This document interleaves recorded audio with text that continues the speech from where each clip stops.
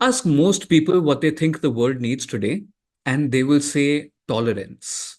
There is so much hatred, there is so much anger, there is so much divisiveness that we need tolerance. But ironic as this sounds, tolerance is a construct that we have made because we cannot be friendly or loving towards others.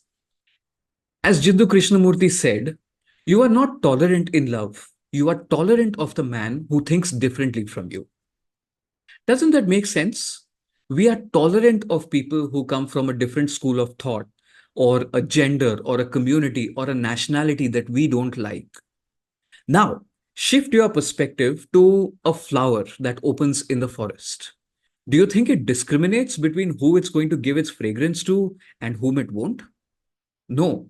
Regardless of who comes its way, or even if no one comes its way, the flower remains the same. It continues to be effervescent for as long as it can be. That, my friend, is friendliness. And that is what we need much more than tolerance in today's times.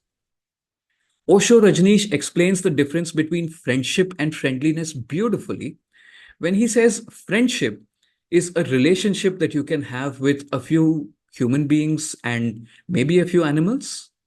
But friendliness is a trait that has nothing to do with anything that's outside you and has everything to do with what's inside you.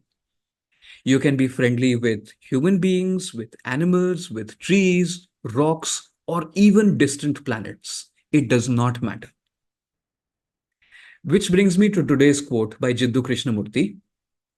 If you are perfectly naked, empty, you would understand true wisdom, which cannot be arrived at through this narrow idea of brotherhood or tolerance.